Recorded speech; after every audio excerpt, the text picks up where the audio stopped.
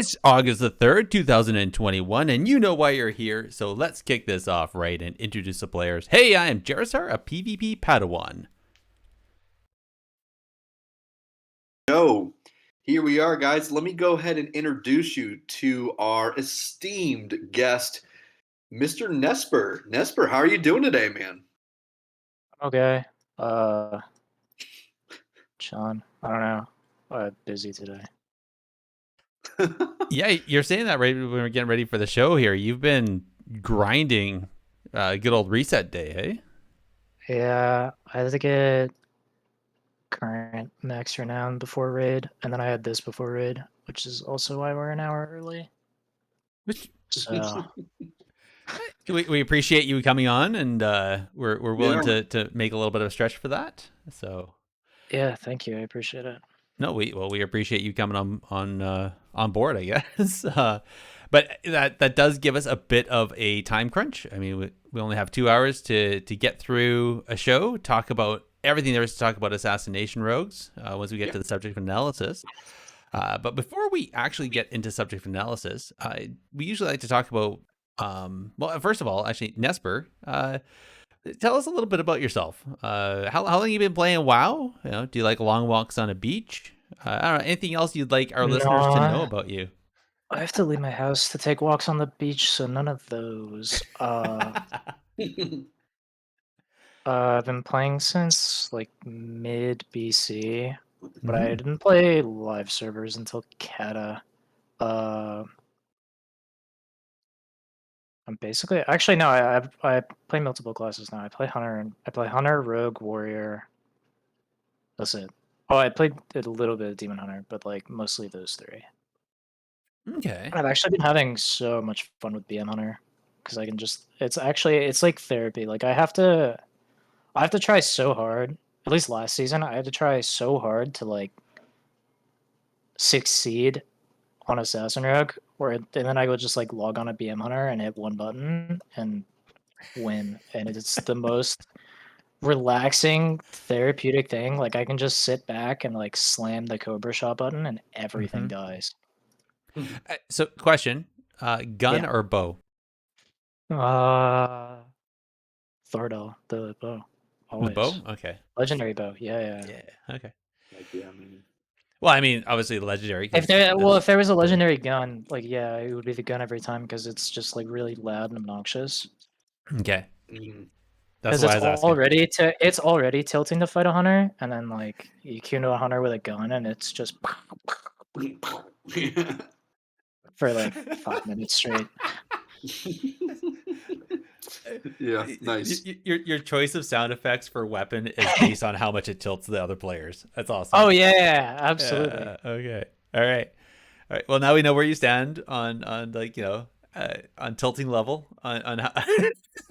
Well, I mean, I have like toys and shit bound to like. So every time I press kidney shot, I flip over the Hearthstone card, and people get really annoyed in arena because like it doesn't say that I'm flipping a Hearthstone card because it just adds the sound effect, but like it just says like undecipherable gestures or whatever, and it just floods people's chat, Oh my gosh. and I get so many angry whispers. It's fantastic. Oh my gosh. I love it. That's hilarious.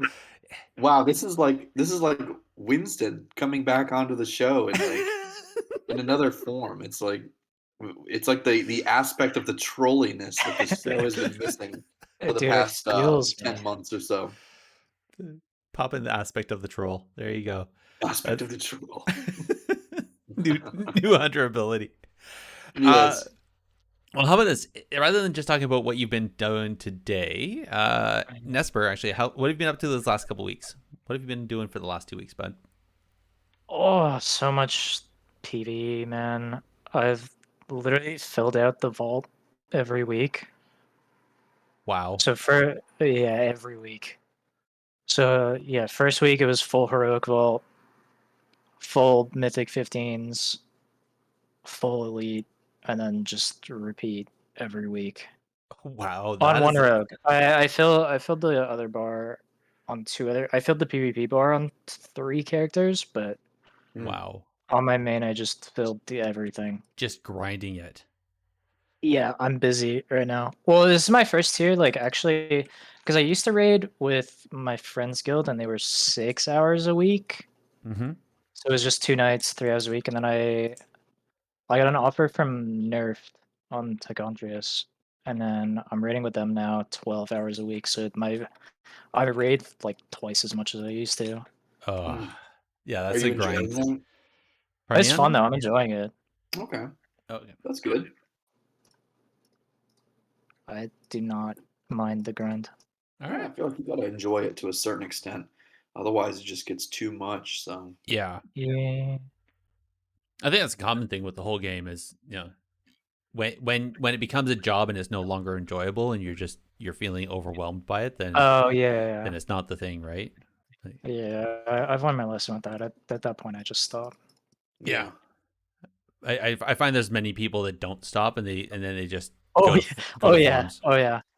So do you think that with that, is there an element of having to power through that, or is do you think what makes it different for people is some people are like a cold, like hard stop, like this is no longer enjoyable, I'm done, shut it down? Or do you think that because a lot of people are saying that they're losing interest in WoW, there's no new content. They're right, they have a very good point, they bring up valid points in a lot of this stuff, but I'm curious, do you think that the players who stick with it have a certain aspect of Hunter Pond aspect of maybe powering through it, or kind of pushing through the grind, even though it may be a little not as enjoyable as most times they play? I think that like depend. It definitely depends on the player, but like at least like with the game itself, like a lot of the people that are still playing, like they didn't play for like cosmetic rewards or like in-game rewards or anything like that. Like they just play for like the pure competition or like pushing themselves, like kind of like Mm-hmm. just a self thing, right? Yeah, But like I could go on for hours about like the actual in-game reward systems and how it's like right. it's declined quickly Mm-hmm. Mm-hmm. Okay. and So like you're dramatically. Like it's bad. Like there are little to no incentives to do so many things in the game. Like PvP is like almost pointless unless you actually just like want to play to like just for the competition, right? Or for the like hell of just it. Yeah, yeah, exactly. like there So are no incentives now. so your point is basically it's not so much an aspect of powering through the pain or the suck. It's more so It's like the what do you reason. enjoy about it? Like Yeah, that's Yeah. really it. Like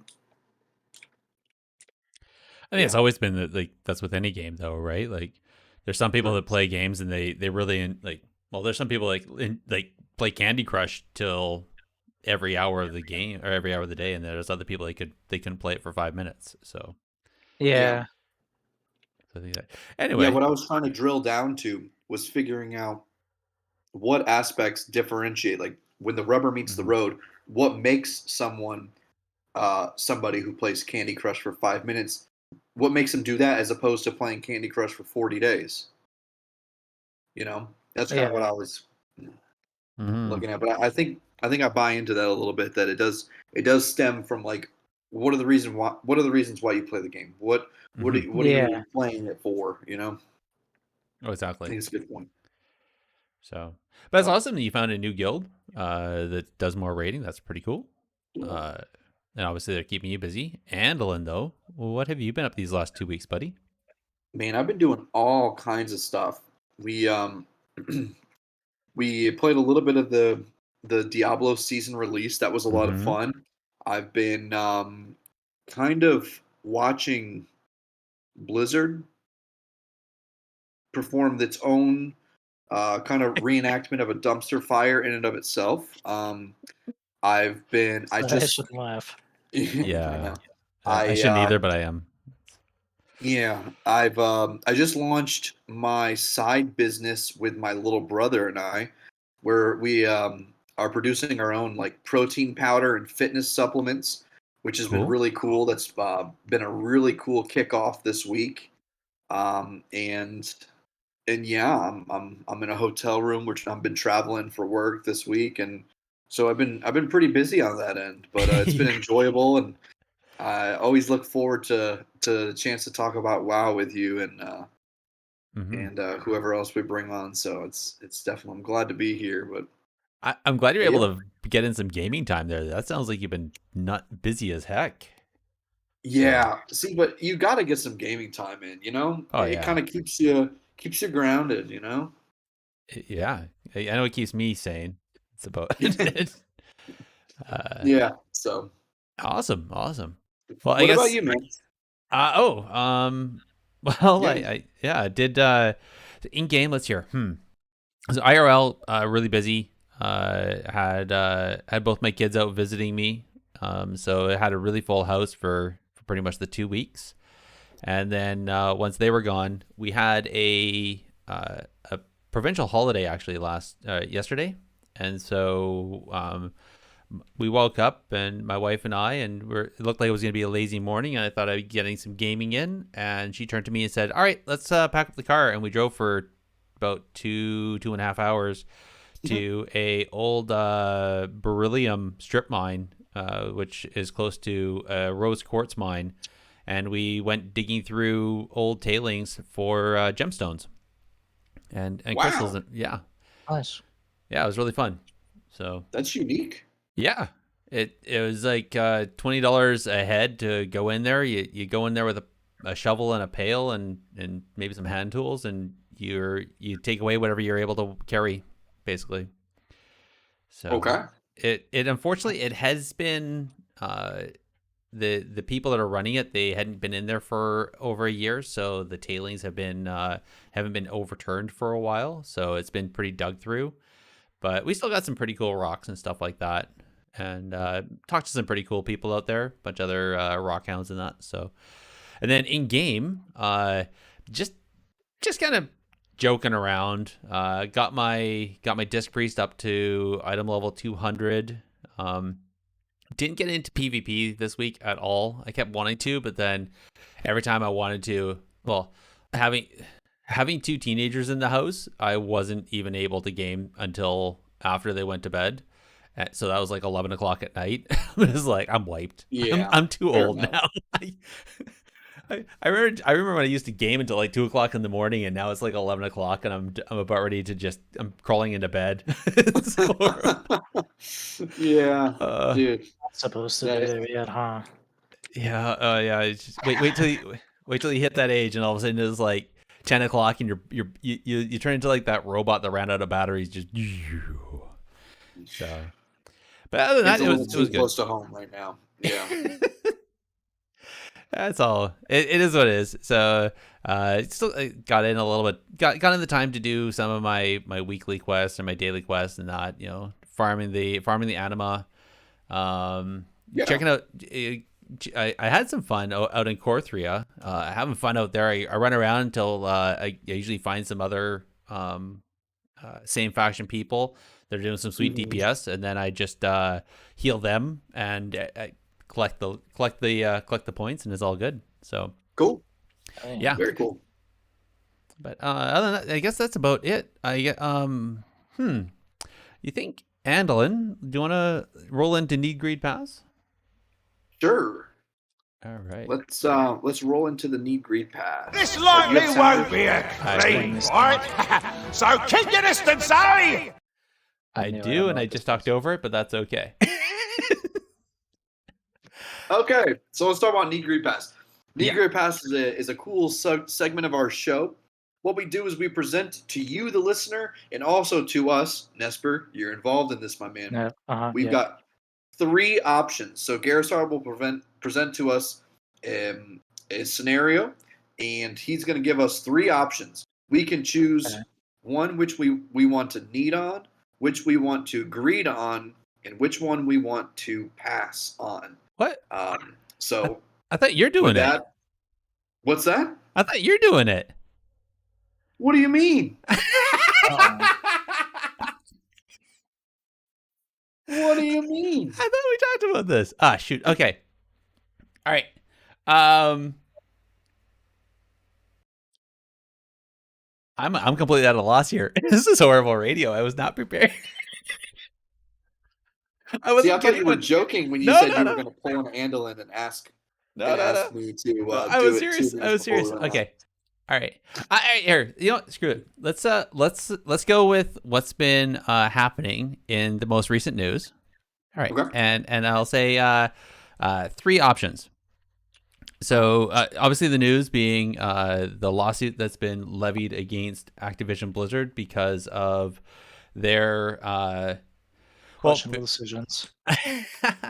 well, first and foremost is the sexism within the organization towards women. So women being underpaid because of their gender. A couple other things, and then there was the other items that came around, which is some obvious sexism, such as sexual assaults, objectifying women, amongst other things. So here's the 3 options. So do they fire everybody involved? Do they B, keep the people, the offenders involved? Do they keep them but put them through some sort of culture change education so they can redeem themselves? Because Blizzard enjoys redemption arcs in their storyline, so why don't they do it in real life? Or 3, do they do neither and just fight the lawsuit?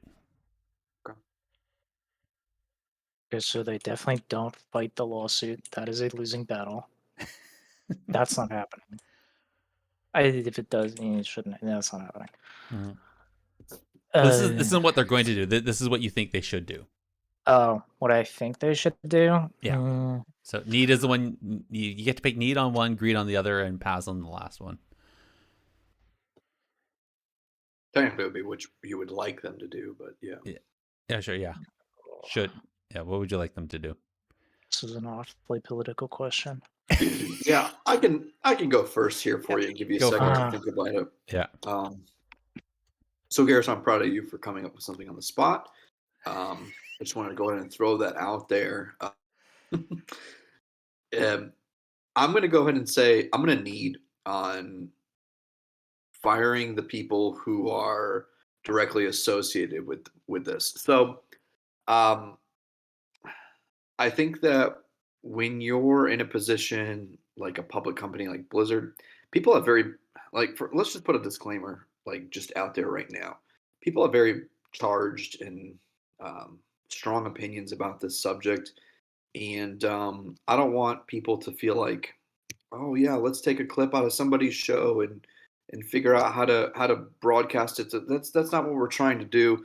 We're not trying to say anything crazy, and we're not trying to say anything outside of what any kind of rational person would suggest. So, but I think that when it comes to these types of things, allegations were made, serious allegations, and so it's within the company's right to say, hey, maybe we need to part ways for the time of being. And if the situation, ends up being something to where, God forbid, anything can happen. I mean, it's an allegation. So, I mean, I'm not saying anything was fabricated, but if some of this didn't end up panning out, it's happened before.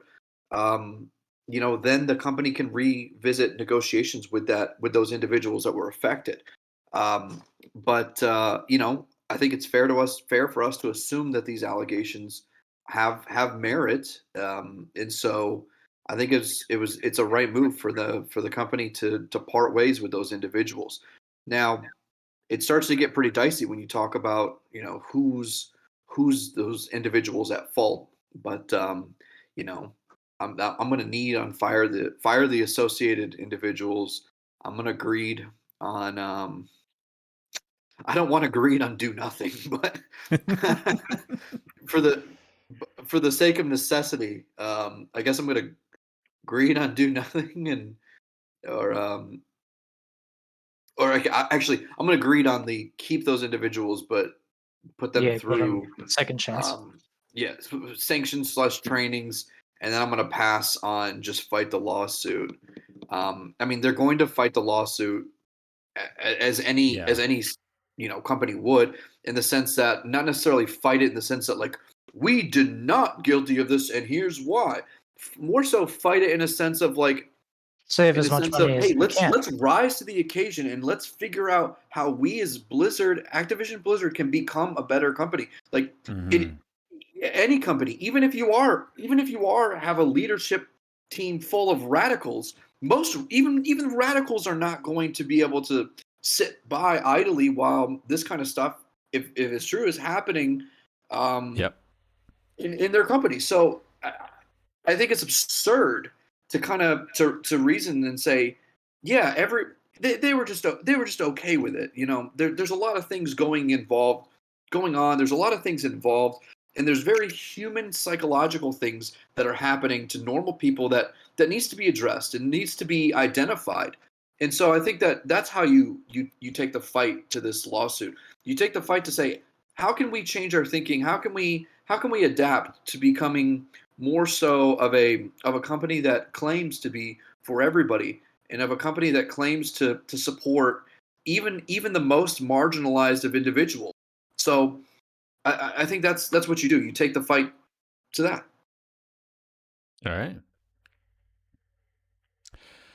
Sorry, Nessper. I hope you had some time to think about it. You don't have to give a long answer like I did. You can tell us what you want to pass on. Yeah, that's fair, because I was not prepared for this. I was here to talk about Rogue. I was not ready for. True. I wasn't ready for this either. I was not ready for World of War Crimes. Not today. Oh, World of War Crimes. Oh, I love it. I love it. It all started with WAD. Now, actually, I'll say, me personally, I think if there is criminal activity, then the courts should handle it. But I think as far as people goes, I want to need on number 2 and keep people and re-educate them.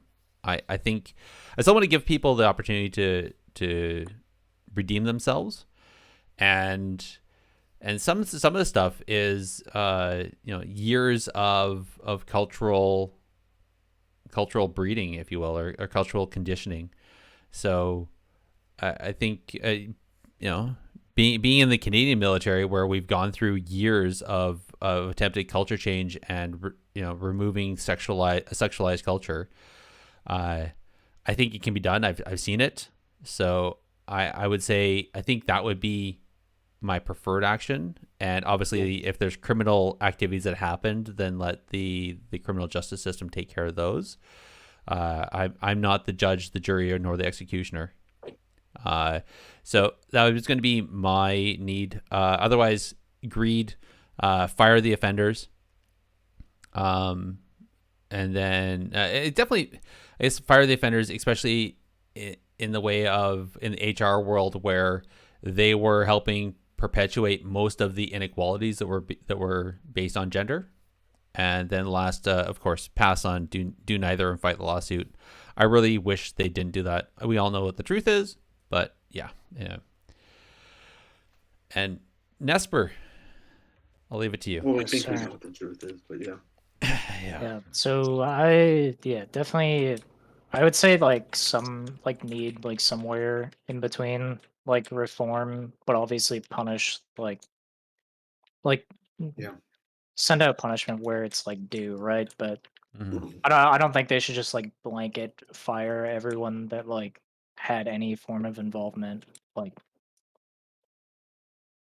obviously, like some people might have been like less aware, or I don't know, too many variables, right? Mm-hmm. And then I'm gonna have to go with greed on do nothing, just because I wanted to like see what would happen. Like just like the insanity within me wants them to like just like see the chaos that could ensue, right? Like that could be kind of fun, little bit. Like it's probably a bad idea, but I'm gonna go with greed. And Well, I mean, if you look at Twitter, that's what most of Twitter is right now. true, fair point. It's people who just want to who don't really care about anything that's mentioned here, but they'll pretend to care just so that they can see bad stuff happen to Blizzard. which Yeah. almost is honestly almost just as bad. Agreed. I would Yeah, argue. I So agree. shout out to Twitter Mob. Yeah, and then probably like I guess I kind of already said, but I'll like pass on like the just Yeah. fire everyone involved. Mm-hmm. All right. Because I mean, I feel like they're already kind of spread thin as is. Yeah, that's a good point. I mean, we've seen how slow some of the response rates were even before the pandemic. Now with the pandemic, it's been even slower. Yeah. And looking at some of the stuff we've been seeing, they've been definitely saying how a lot of the development has really been pushed to, like, just get products out there, and we've seen that with a lot of the classic stuff they've been doing, with, I'd say, limited success. So perhaps that is just it, that they're having a lot of problems, mostly based on just being spread too thin. Just work hard to get products out, and away you go, right? So anyway, I want to say, let's hear. Sorry, just reading something in chat there. That's not nice. Even though it's in German. Okay, or whatever that language is actually. Well, is that German? Okay. Yeah. Yeah. I was gonna say. That's definitely German. Yeah. I think I just want to point this out. In the end, I know that lots of people are saying things about this. Where I know we, like, obviously we just talked about it a bit, but preferably we're just listening, and obviously we're still going to keep playing this game that we enjoy, because just because a few bad people are in a company making a wonderful game doesn't mean that everybody should be, hurt or punished by that. So I personally want to keep playing this game. I do enjoy playing it, and that's it. Fair enough. Yeah, that's my points. All right, I think we should move into the WoW PvP events and see where else we can get going with. Nice, Yes. I'm at home. You We're guys. back. Get in there and fight! Stop hiding! All right, let's talk about WoW PvP events. Oh my gosh, awkward transitions. So Dalaran Gaming still doing his 5v5 1v1s.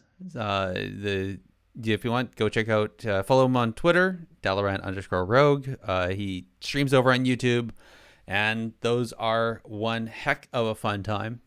Mm-hmm. Also, talking about some community stuff, actually I'm going to delete that one. The Barn Door is hosting that 1v1 duel still, with a $500 cash prize. No healers, no tanks, so only DPS. Yup. And that's happening on the 7th. So I if you will want, be playing in that. you are in that? Look. Awesome. Yeah, I won the last one, so I'm definitely gonna play in this one. Nice. You playing on your rogue, of course? Of course, yeah. Awesome. Last time I high rolled and didn't get any hunters in my bracket, so I won. And yeah. So I was kind of wondering, I was wondering if you're going to play your hunter instead. No, that's what it came down to. It just came down to hunter in my bracket. I lose. If not, I win. Okay. So rogue wins every duel other than hunter. But even then, you could probably still win. It's just definitely the hardest. All right. Sorry, distracted by chat. All right. I'm so bad at this. I cannot do two things at once. Well, Did I will you talk say about Barn Door yet? I just did. Okay. So, and then we've got D Machine's Dojo. He's going to be doing his 6v6 RBGs. We were the first to announce that 2 weeks ago from today on this very show in episode Yes. 134. So that was pretty neat. That's pretty neat. And those will be happening on August 13th through the 15th. You can check out his tweet. It has the links for more information. It'll be hosted on his Twitch channel, DMachine52. So go check that out. We've got that link to that tweet in our show notes as well. Yeah. And just on that, he's doing everything through a Discord. He has some team captains that have been set up, and then it's basically just joining those teams, and then off to the show. So here's another one. I just saw the tweet through the good old Keystone Masters people. There's a person doing, he calls it the Dungeon Cleave Cup 2 Electric Boogaloo. And what it is, it's Burning Crusade Heroic Dungeon Speedruns. Nice. Nice. Yeah, exactly. So this is happening on the 21st of August. We have a link to the Classic WoW Reddit post. And go and check it out. Looks like it's going to be a fun time. And I'm assuming this is going to be streamed on Twitch as well. And then last but not least, we have the good old Blizzard tournaments. So we already started the season 2 circuit, started just the weekend that just passed there. Quite an awesome amount of games. I was, what was it? The Cloud9 versus, oh shoot, I can't remember what team it was now. Like 78% dampening. Oh, geez. Yeah. Yeah, Cloud9 was the team to do it. Yeah. Oh, it was probably Method and A. Those are, Yeah. I mean, it could have been either one of them. They played like the two most like damp teams in the tournament or circuit. Because like Shadow Word Chicken is what, like Boomy Shadow Priest X. Yeah. Or Boomy Shadow Priest Resto Shaman. So like those guys are playing for damp, and then Method and A is Fire Mage. I mean, Cerulean understands the win condition of if you don't lose, you win. So yes, he will be playing for that every time. And then C9, ironically, C9 actually is the most aggressive team, but they play Mage Lock, so like other people don't have a win condition until dampening. So like if you watch their games, they are never playing for dampening. They are on top of people all game. That's a good point. But they can't lose until dampening, so other people play for it. Yeah. It's just ironic to me. Because like people give them flack, they're like, oh yeah, they're just playing for dampening. But like no, they're trying to win for all 15 minutes. True. And everyone else is running around pillars until. So I had to look it up while you're talking. It was Method A. So it's Cloud9 versus Method NA in the Grand Arena, 79% dampening. Wallop. Oh, what did they play in the blind pick? I don't remember what Method NA played. Was it Arm Pal? Oh, I just closed it. That's okay. Worth a shot. Mm-hmm. Sorry, But I'm anyway, horrible at this. let's talk about. Yeah. Are we ready for our subjective analysis? I mean, MDI starts in 2 weeks, or starts August the 18th with time trials, and the 3rd of September with group play. So, as we mentioned before, the season's got a new structure with the removal of cups and now with global groups, with the exception of China, who has their own group. Put them in a room. So yeah, that should be interesting. Again, there's been some really cool player feedback. I want to say it was slightly mixed, but I've seen an overwhelmingly positive approach, or I guess an overwhelmingly positive amount of feedback to this different approach for the MDI. So yes, should be an interesting time. Yeah, I'm looking forward to seeing what it looks like on when it actually gets streamed. So should be a good time. We'll see. But I think that's about it for the events. If anybody has any events, let us know, and we'll happily shout them out, make people aware about them. But in the meantime, let's get into the subject analysis and start picking Nessper's brain. I'm gonna light you up, sweet cheeks. Uh-oh is right. All right. Well, here we are. This is what we're here for. This is the big potatoes here. So it's definitely my area of expertise. Well, that's why you're here, right? Fair point. Yeah. I think so I was looking back in our history, and Andallyn, correct me if I'm wrong, I don't think we've actually talked about Assassination yet. We've talked about subtly a few times, but I think this is the first time we've had an Assassination Rogue on the show. Have we done combat or outlaw? No. God, I missed combat. Actually, that's another one we haven't done. Combat was Okay. fun. It was really fun to watch. I But feel no, like we have done Sin Rogue, but hmm. if you said we haven't, then we haven't. It might have been talked about briefly when we're doing comps instead of just straight on spec investigations or deep dives. But anyway, well, let's deep dive into this one and talk about it and get right into it. So Yep. I think first and foremost, I know Andallyn, you hate talking about this, so I'll do it. But talking about like roles and what an assassination rogue brings, obviously their damage, right? First and foremost, their DPSer. But as far as heals and support, I think they do have an ability to self heal. Yeah. What about in support though? Do they like buffs, CCs? What can they bring to the composition?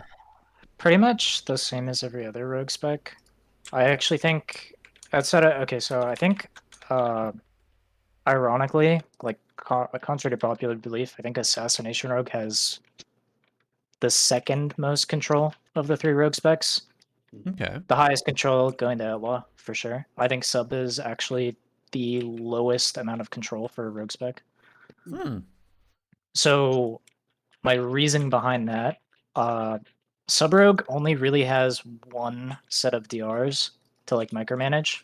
So Mhm. sub rogue can only really control the game through stuns, whereas assassin rogue has the biggest thing is the 60% slow from the master poisoner talent, and just reliability of being able to apply the slow through poison knife and fan of knives and just like all these reasons to like you have so much control just with a 60% slow. Like I mean it's the same thing with Death Knights, right? Because like Chains of Ice is such an impactful thing, Mhm. and that's only 10% stronger than crippling Right. poison.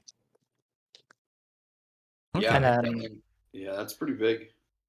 I didn't realize it was that close. Wow. obviously you can't like you don't have like infinite stuns with like cheap shot on like spammable shadow dances, but I think the slow is a lot bigger than it gets credit for, and I think it actually gives a lot of control. And Okay. especially now with like the honor talent changes, you have disarm again. Mhm. Uh, Having disarm again is massive. Like that is, Yeah. I'll probably talk more about that later, but like that is a huge change. Yeah. We definitely will Okay. talk more about it later. So, Mhm. in terms of Garrus, are you satisfied with support? I mean, did we want to talk about, we talk about CC, but what else in the way of utility might there be? Well, Honestly, mortal strike effect, if you yeah. consider that utility, but So, I mean, I think the only thing outside of that would maybe be like Smoke Bomb. Smoke Bomb's baseline, or is it? it's an honor talent, but all three specs have access to it. Yeah. Okay, gotcha. Yeah. So, Smoke Bomb if you play it, right? So, but yeah, okay. Yeah, I think that pretty much covers So, it. let's step through these talents, and Nesper, we're going to go ahead and just read these talents off for everyone listening, and then we're going to let you kind of break that tier down and tell us about what your synopsis is. If we're pretty talent locked, or if you've got some flexibility in that row, and we'll just take it bit by bit. All right. Yeah, go for it. So I'm going to go ahead and start off here in the 15th level tier, where just as you've talked about, we've got Master. So Master Poisoner increases the damage done by your weapon poisons 30% and their non-damaging effects by 20%. We've got Elaborate Planning. Your finishing moves grant 10% increased damage done 4 seconds. And finally, we have Blindside. Mutilate has a 20% chance to make your next ambush free and usable without stealth. Chance is increased to 40% if the target is under 35% health. So what are we looking at on this tier? Ends players at the very least. Master Poisoner every time. I'll go back to what I said about like crippling poison.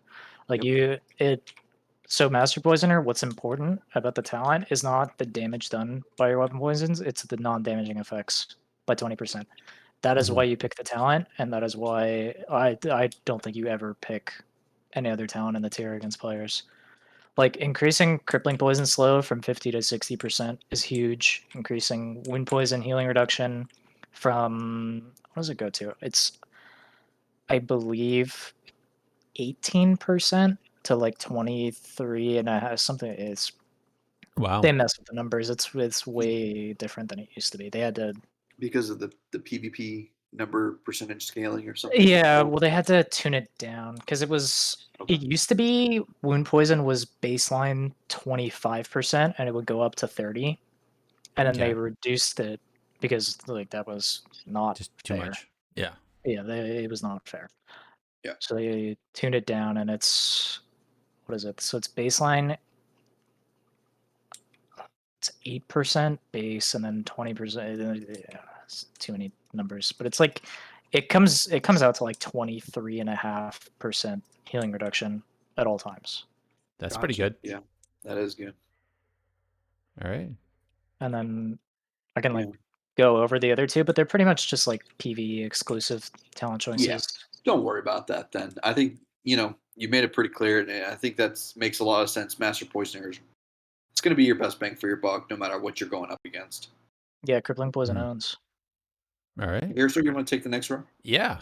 So next row you got Night Stalker. So while in stealth, subtlety or Shadow Dance is active. You move 20% faster, and I guess that's for subtlety. Anyways, while in stealth, you move 20% faster, and your abilities deal 50% more damage.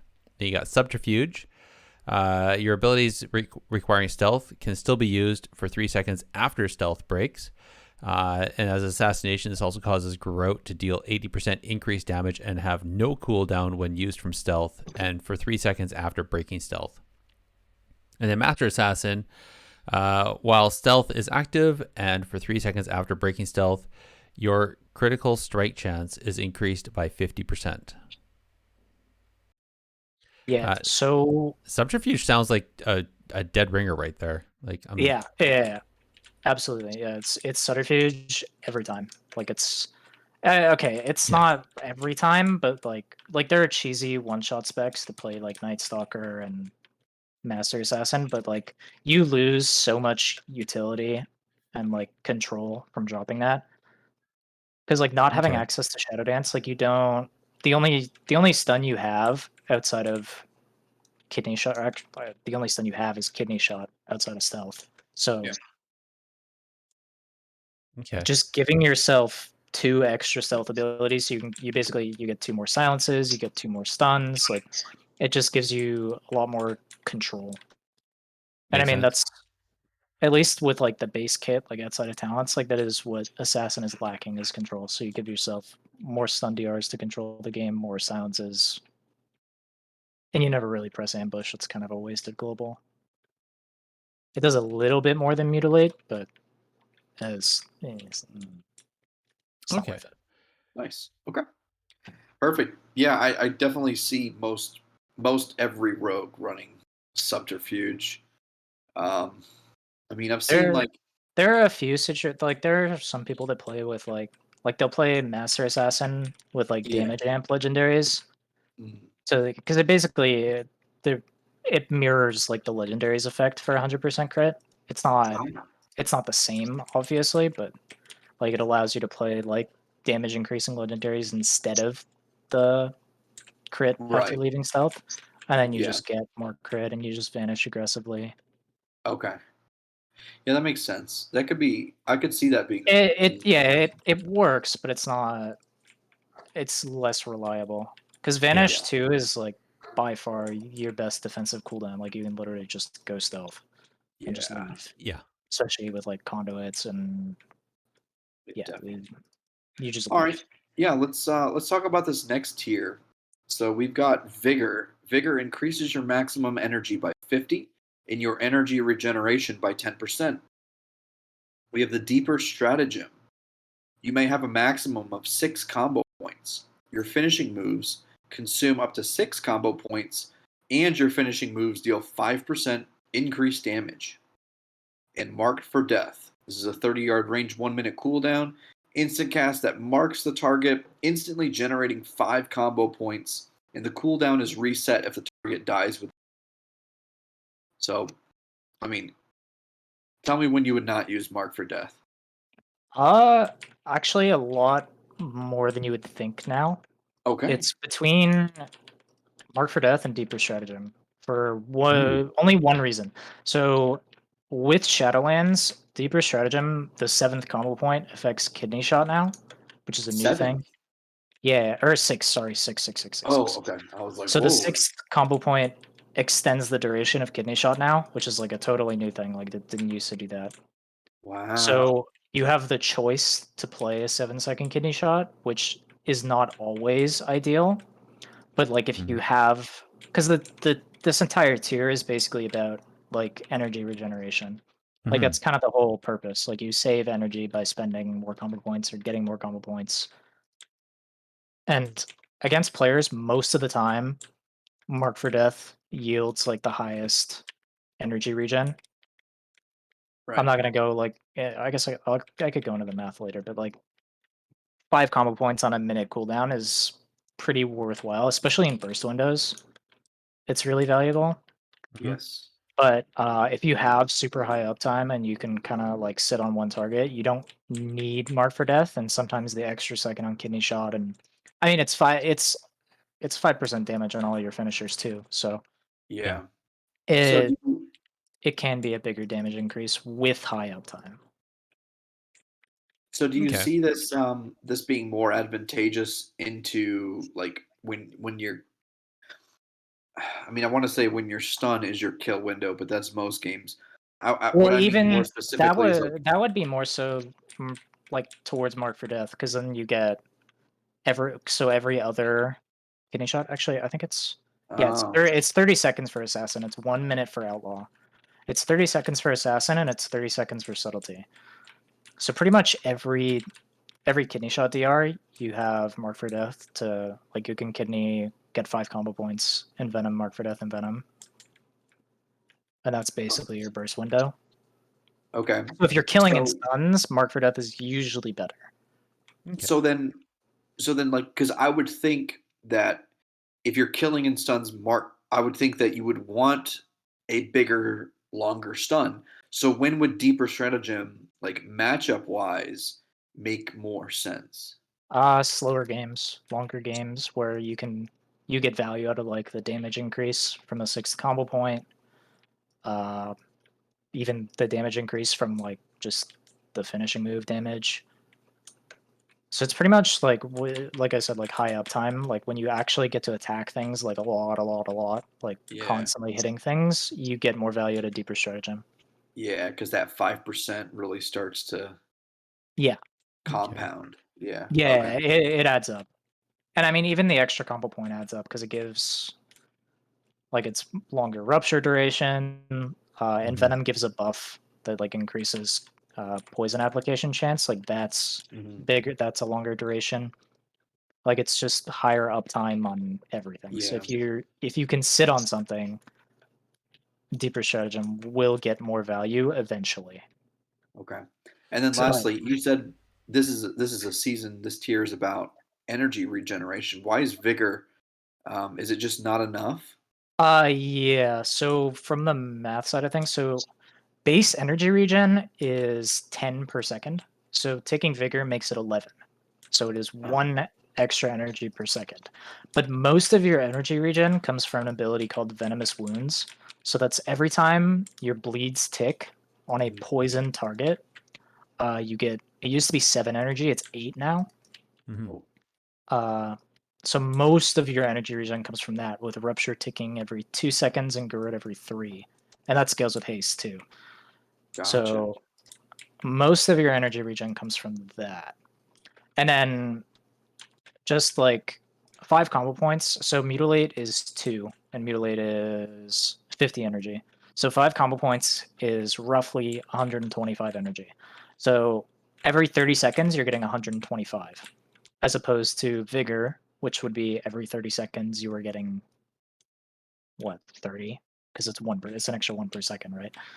Yeah. So vigor is really just like it just completely misses the mark on being. Yeah. Okay. Yeah. So 125 energy over 30 seconds or 30. Right. Like All those are the raw numbers. Just a quick question. Comp wise, you're saying for slower games or for games where you're really on a target for deeper stratagem, what kind of comp is that? Because doesn't matter the comp, that's more of a strategy of how you're playing the game, or is there like specific comps where you'd say deeper strategy? Well, it kind of depends on what you're fighting. Okay. Less so what you're playing, and like more so like what you're fighting and what you're playing against. But I think as a whole, Rogue Mage probably has the longest games Okay. into most things. All right. Things don't have the ability to draw out the game as much as Rogue Mage does. Yeah. Yeah. Here's That's what I my, was kind of thinking with versus Thug and other comps, but yeah, that makes sense. What's that, Andallyn? Here's my synopsis from the 30th level tier. Mm-hmm. Yeah. Deeper dampening, deeper stratagem. It's about right, actually. That makes sense. That's right. Look at that. All right. Let's roll into the next tier here. We got leeching poison.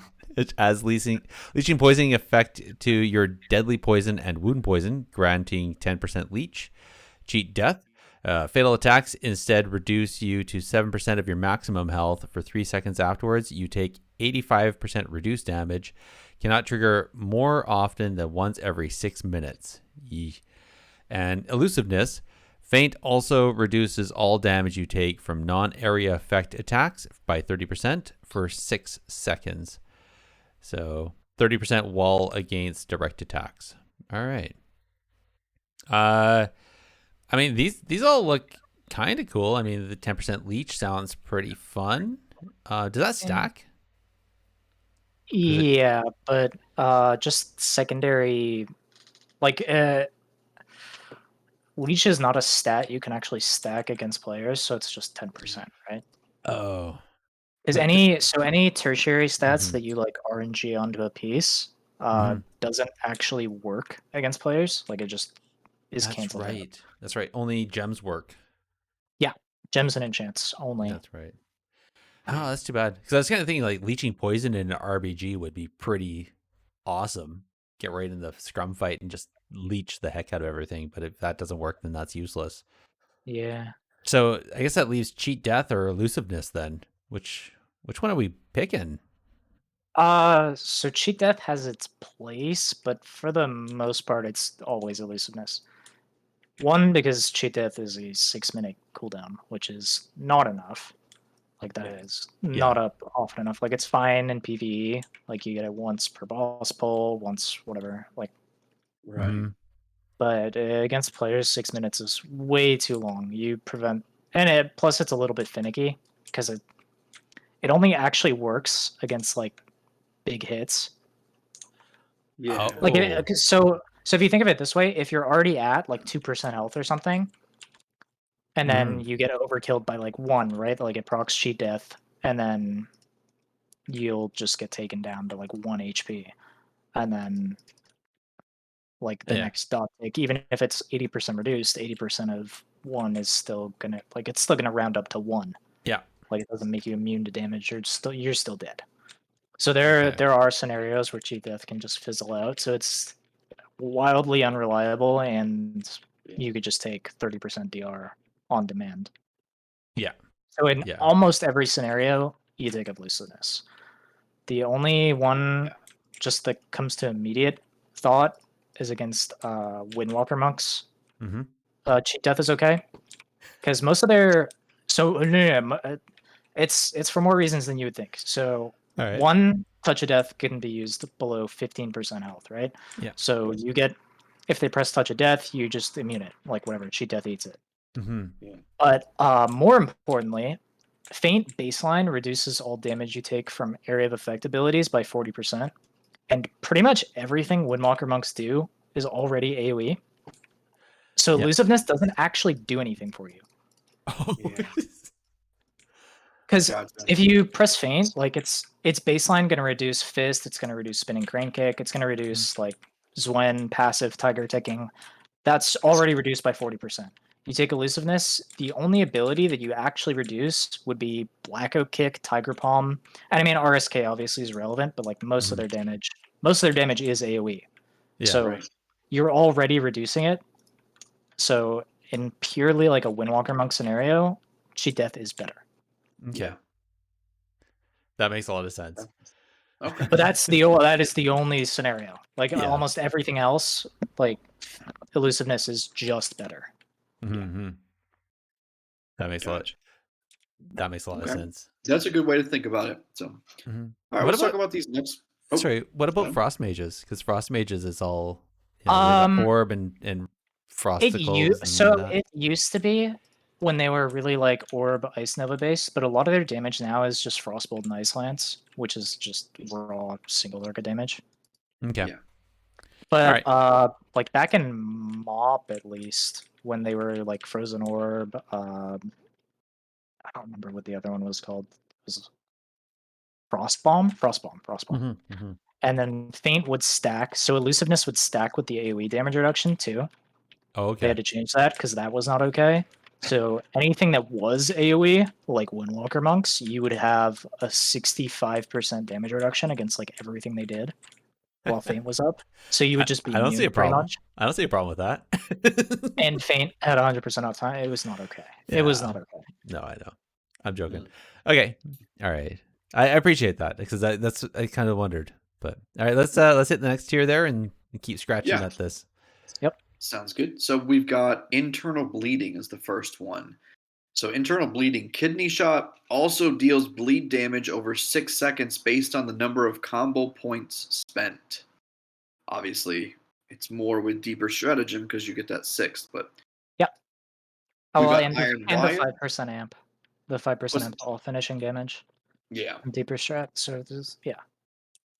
And we've got iron wire. So iron wire increases the duration of Garrote's silence effect 3 seconds.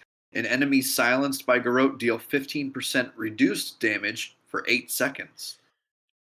And we have Prey on the Weak.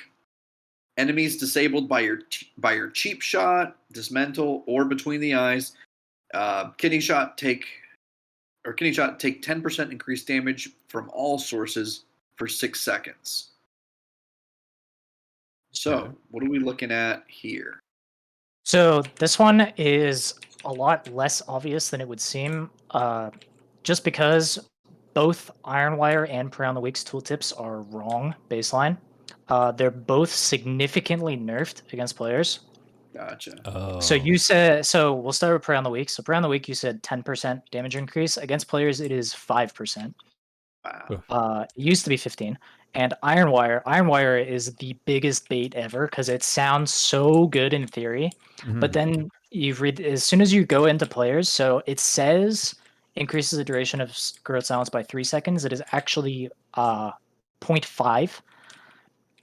And enemies silenced by Garrote deal 15% reduced damage for 8 seconds. It's actually 4. Oh So- boy. Jeez. So it does nothing. It does literally nothing. For the entire duration of the silence, they're doing reduced damage, or for 0.5 seconds longer. So it's not even worth pressing. Like it's just Who thought that that's a so well. The problem is the tuning, just like with PvP scaling. So like Mhm. having certain abilities and talents do different things when engaged in PvP combat. Like that's the problem. Is the tooltip is just misleading. Because in PvE, like it is 3 seconds silence duration increase and the damage reduction, which are both great. Mhm. But yeah, against players, it doesn't do that. So how do you get to this point to where you realize how do you figure out that the tooltip is wrong? Trial and error. How do you get Yeah. it to such specifics and such accuracies to where you know Just even like just zoning into an arena, the tooltip updates. But oh, okay. yeah, it's not. I'm not a big fan of the system. But Yeah. So I know over at justvar.com they actually went and they sourced out what all the damage reductions were. And Yeah. so they actually have it's a 30 it looks like it's 33% reduction on iron wire. So that's why it's yeah. But they have it all there. And I think I heard somebody say there's an add-on you can get that actually updates the tooltips for PvP. I could Yeah. see that. But again, it's dependent on the person running it and making sure they go in and update it correctly. Like, so it's not Right. it's not Yeah. run by Blizzard, right? So it's not immediate. But you're right. That is actually one of the major. Apparently, that's one of the things they actually consider and think about when they're talking about doing a PvP tuning nerf. Is they don't want to have every ability be different than what it is according to the tooltip. So that's actually something to think about. But if I understand correctly, considering those two inconsistencies with the tooltips, internal bleeding is like the only go-to because it's the only one really worth it.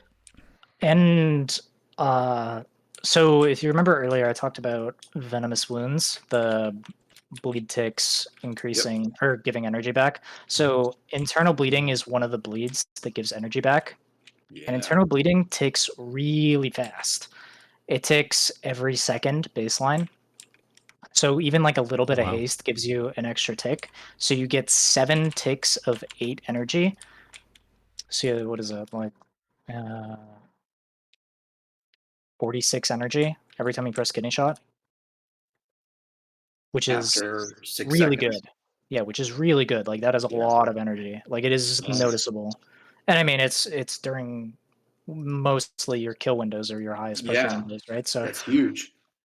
internal bleeding definitely adds up. Like not only it does really good damage too. Like it actually, I think other than in Venom, for the duration, it is definitely the highest burst damage. Nice. Yeah, you always would love that on kidney shot. That's huge. So Yeah, it's internal bleeding is very, very good. That's awesome. All right. And then the next one, then we have Venom Rush, where Mutilate refunds 8 energy when used against a poison target. Ooh, that sounds like it tails into some of that nicely. Alacrity, your finishing moves have a 20 to plus some percentage chance of per combo point to grant 2% haste for 20 seconds, stacking up to 5 times. Neat. And extinguate, blah, I hate that word, where you twist your blades into the target's wounds, causing your bleed effects on them to bleed out 100% faster. That would work really good with internal bleeding as well. No? I'll Is that a explain why. bait? Okay. It is a bait. So the biggest reason why it's a bait is because if your bleeds are expiring faster, you also have to reapply them faster, which means you're spending less combo points on Envenom and more combo points on reapplying your bleeds. And you already you don't have energy problems right now. Mm-hmm. So you just overkill yourself on energy with Exsanguinate, and while the damage burst is nice, you end up just like overcapping on so much energy that like you're probably losing more than you actually gain. Oh, okay. All right. But it's close, but it is a bit of a bait. Okay. So then Venom Rush, Alacrity? Alacrity, just because like haste scaling with everything is very, very powerful. Like it scaling with your bleeds ticking faster, base energy regen, auto attack speed, just everything is how really, often really valuable. how often are you seeing your alacrity stacks like actually? I keep it at max stacks for entire arena games. Wow. Like it takes a little bit to ramp, but like it does not fall. And I like make a point to not let it fall. That's nice. Because it's just free stats, right? Like it's just if you're just pressing your buttons enough, like it is just 10% haste. Wow. Which is really, really valuable. Just being able to like put more stats towards like versatility or mastery, crit, like just having 10% free haste is really, really, really, really valuable. Okay. Yeah. And Venom Rush is okay, but again, that's more uptime reliant. And the Alacrity is just it's so good. Yeah. Makes sense. Okay. So sorry. So do you actually point out, like when you're looking at gems and enchants and that, you purposefully reduce your haste by 10%, knowing that you're going to get that back because of Alacrity? Not exactly. Like haste is your most valuable stat until about 40%. Mm-hmm. So for the most, like it's almost impossible to hit 40%, especially with PvP gear. That's so incredibly like verse stacked. Yep. But like you don't like it used to be like you would want around 20% haste. You don't need 20% anymore, especially now. Like because you have a free 10%, so like you really Mm-hmm. don't need much more than like 10, which is Yeah. great because it gives you more space for like crit and other damage amps. Okay. But Right. you still get. Do you get more value from a little bit of crit than you do just from stacking it in the haste anyway? Um, in PvE, yes. I mean, even in PvP, yes. Just because you have so little of time against players. Yeah. Because like in a perfect PvE scenario, like you want around like 25% haste, but that's with pure 100% uptime. Like that is Right. Patchwork. Yeah. Yeah, that is like pure 100% uptime. There is no scenario against players where you have 100% uptime. You are always going to overcap on energy. Like if you sit like a full sheep, one full sheep is a full energy bar. Like you're Yeah. Mm-hmm. so the more haste you have, the less value you get for like sitting CC. Okay. Or Gotcha. I might have worded that wrong, but Yeah, I see what you mean. and Okay. crit's value is really high just for the combo point, the extra combo points you get. Because every time you crit with a combo point generator, it gives an extra combo point. Oh. So and mutilate hits twice. So if both of your mutilate hits crit, it Mm-hmm. gives 4 combo points instead of 2, Oh, nice. So he's boom, boom, boom. which is also part of why you don't press ambush because ambush can only hit once. So you're by default like sacrificing one potential combo point every time you hit ambush. Oh, wow. I wonder how many brand new rogues don't know that and make that mistake. So many. Huh. So many cuz like ambush like you just read the number and it looks like it's going to do more. But Mm-hmm. uh Right. in PvE, you don't even press ambush. The extra combo point is too valuable. Like if you vanish, you just press mutilate to guarantee 4 combo points, pretty much. Yeah. Wow. Look at that. No- Okay. Well, hopefully, new rogues listen to technically PvP. yeah, no kidding. Okay. So What? let's talk about this next tier. Last row. We've got Poison Bomb. Envenom and Rupture have a 4% chance per combo point spent to smash a vial of poison at its location, creating a pool of acidic death. Ooh, that deals nature damage over 2 seconds to all enemies. We've got Hidden Blades. Every 2 seconds, gain 20% increased damage for your next Fan of Nine, stacking up to 20 times. And lastly, we have the Crimson Tempest. This is a 35 energy, 1 points finishing. It's a finishing move that slashes up at up to 8 enemies within 10 yards, dealing instant damage and causing victims to additional damage. Lasts longer per combo point spent. And then, of course, there's a breakdown for energy, combo points, and damage and stuff like that. But Yeah. let's talk about this. What's your analysis here? This is probably the most flexible tier. Uh, Really? yeah, like of all of them, all 3 options are playable. Not in every scenario, but like all 3 options do have their niche. Wow.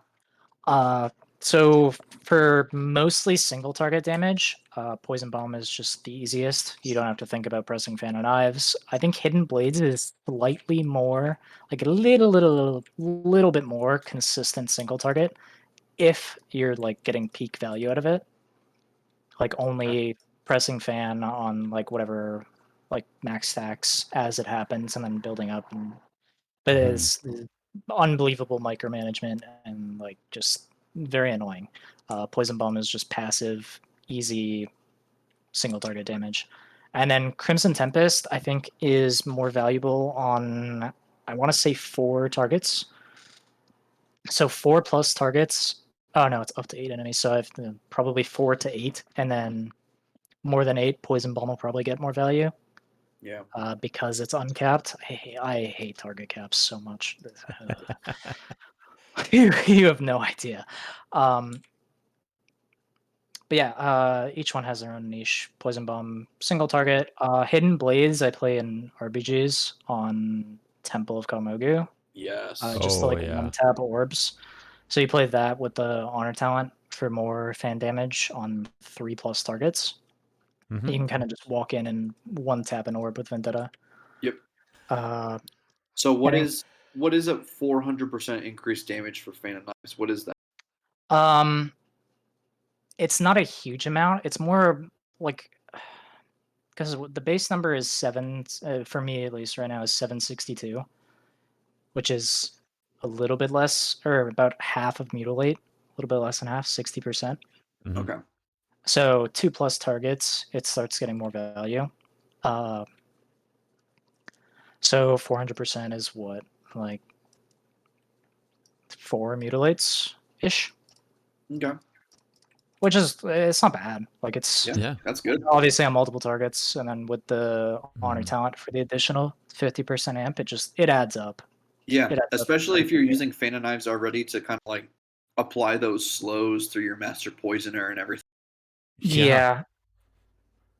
That only really applies in like AoE scenarios because at least like single target poison knife is just insane. Like just because poison knife is it replaced like throw or whatever, and it's just a guaranteed application of your poison at a 30-yard range. And the poison being guaranteed is like the biggest deal ever. Mhm. Just like 100% guaranteeing that you can apply like crippling, wound, deadly, like every time. Like whatever you're playing, every single time you press it is so unbelievably powerful. Like I think I truly believe poison knife is the most essential part of like Assassin Rogues toolkit in PvP. Like So it is which one is it is the best Poison ability. Knife? It's literally just called poison knife. It costs 40 energy, 30-yard range, and it just throws a knife that does like 200 damage. Okay. No, 496 damage. But It's Yeah. just it is it's a just a general guaranteed. ability though, Yeah, right? it That's is a guaranteed yeah poison yeah. It's application. just a base assassination ability and a guaranteed application of your poisons, which is the biggest deal. Nice. So And it gives 1 combo point. so Nessper, Yeah. without poison knife, how many times have you tried to poison somebody and they resisted where the poison wasn't actually Or applied? resist doesn't apply anymore, but I think Okay. so. Crippling poison is 50% chance of application. Okay. Wound is 50% chance of application, and deadly is okay. They're all 50% now. Okay, it used to be Oh. different percentages, but when Okay, you see, press yeah. Envenom for 7 seconds, it goes from 50 to 80%, Mhm. which is also a big deal. But like just swing timers, 50% and 100% is really different. Yeah.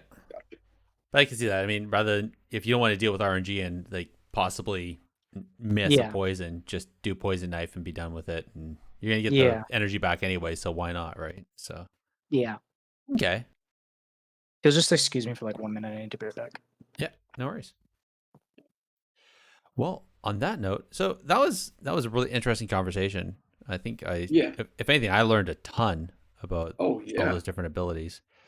I always Uh, like going through these because it's like it almost just it's just like wow, this sounds like a fun class to play. You know what I I mean? know, right? Every time we do Yeah. And then the time wall hits, and you're like, oh, I have to level a whole new class. Oh, now I have to gear a whole new class. Oh. it.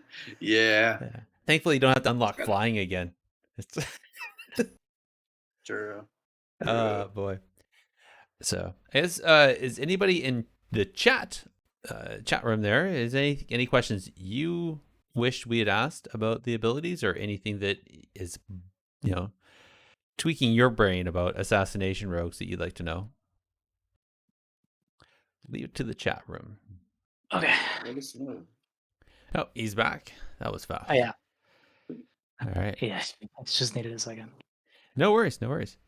So while you're asking, we just we're commenting how much every time we do one of these dives, it's always a pleasure because it makes every class sound so much fun. We just want to like dive into the game and start playing this class. But I guess if anybody else is going to do this before they jump in with all the talents we just talked about, they need to know what PvP talents to grab, right? Yes. So which there's a few. You got Creeping Venom, Death from Above, Dismantle, Flying Daggers, Hemotoxin, Intent to Kill, Maneuverability, Smoke Bomb, System Shock, and Thick as Thieves. Which, I mean, you can only pick 3, right? Yeah. I guess quickest way is usually remove the ones you wouldn't use. So what are the ones that we avoid as Assassination Rogues? Yeah, I'm gonna take a look right now. Intent to Kill is pretty much dead. 80% CDR on Shadow Step when used on Vendetta. You're almost always Shadow Stepping to like a different target. Because you only really press Vendetta when you're gonna have uptime anyways, so it's kind of just. Plus, other talents are so much more powerful. Creeping Venom can just be dispelled, and it only lasts 4 seconds now. So it's just not worth. System Shock used to be really good, but it was mostly because everything else was so underwhelming. Flying Daggers is whenever, like, just AoE scenarios, but those don't exist that often against players. It's pretty much just in, like, Battlegrounds. Or I guess, like, yeah, Arena is never a pick. Death from Above is kind of fun, just for those. It has, like, a 0.5, 0.6 second CC immunity window. So it's fun for that, but you don't take it for any other reason. It's just for the CC immune. Okay. Smoke Bomb is Smoke Bomb. It's kind of like an auto pick in most scenarios. Dismantle is really good. Really glad they added that back. Thick as Thieves, the Tricks damage amp is kind of nice sometimes, but again, kind of outweighed by other things. Hemotoxin is an auto pick. I don't even think about it. It's broken. And Maneuverability is usually an auto pick. Okay. So it sounds like you got 3 auto picks. Yeah, that's what it sounded like to me. 4 actually. So there are 4 that you actually take. Okay. I've actually been dropping Smoke Bomb a lot for Dismantle. Okay, fair. So I've just been dropping Smoke Bomb. I played Disarm into Warriors every game. It's the same cooldown as Warbreaker. It is the same cooldown as their best offensive ability. It just makes sense. Yeah. You just shut off the Warrior every time he uses his biggest offensive cooldown. And it is really aids for them. Hemotoxin auto pick. Yeah. 40% healing reduction baked into Shiv for 9 seconds. So that is a 40% uptime Sharpened Blade, which is not okay, by the way.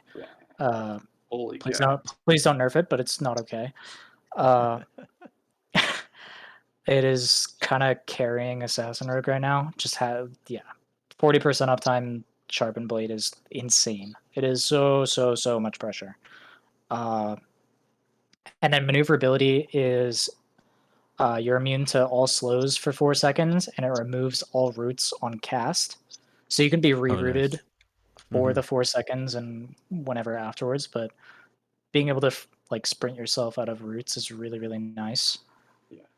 And then Smoke Bomb is Smoke Bomb, or everyone knows what Smoke Bomb does. I have to admit, I'm looking at Flying Daggers, and the first thing I'm thinking of is Demo Warlock. It used to be really good there.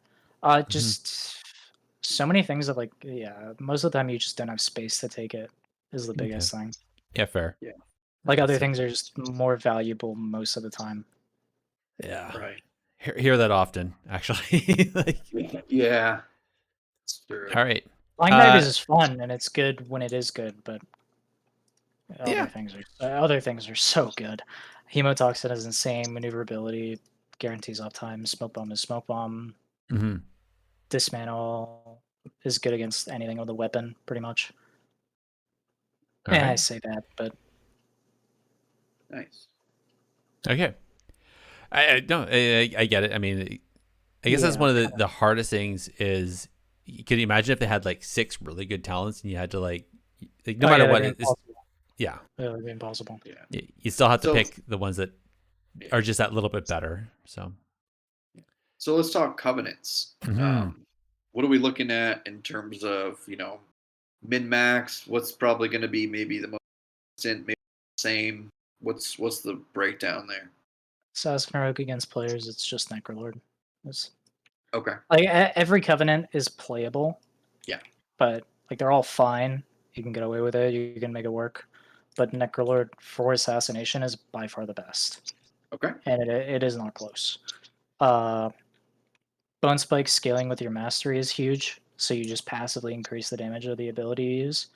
And I mean, I guess you could say the same for Night Phase Sepsis is also boosted by your mastery. Sure. Mhm. Okay. But Bone Spike kind of just plays into the like what assassination strives at, just consistent pressure. Yeah. And just having it is the only covenant ability that is Yeah. consistent pressure. Yeah, I Uh, remember when we were first looking at the different covenant abilities and we saw Bone Spike on the PTR. We're like, this is broken. Well, I remember it the was so dumb the before. peekaboo videos of Bone Spike on the PTR were the funniest videos I've seen in a Yeah, while. before they changed it, it was really dumb. Yeah. It was so dumb Yeah. because it used to be like 10 energy, and then when someone got topped, it would refund it, and it was so front Yeah. loaded too that like you Yeah. would just spam it, let someone get topped, spam it again, and then like Watch you them would just chain refunds. Yeah. Yeah. That sounds awesome. All right. Soul binds is a big thing, borrowed energy, borrowed abilities, and all that. What are the conduits we're going to give our soul binds? And So I guess that kind of depends on like the tree, but at least for me, assassination actually has probably the best potency conduits of all the rogue specs. okay. So mutilate is doing a lot more damage than it used to. Like it's a much higher priority ability than it used to be. Mm-hmm. So you're usually taking maim mangle, which is a 15% mutilate damage increase on any target that has Garrote on it.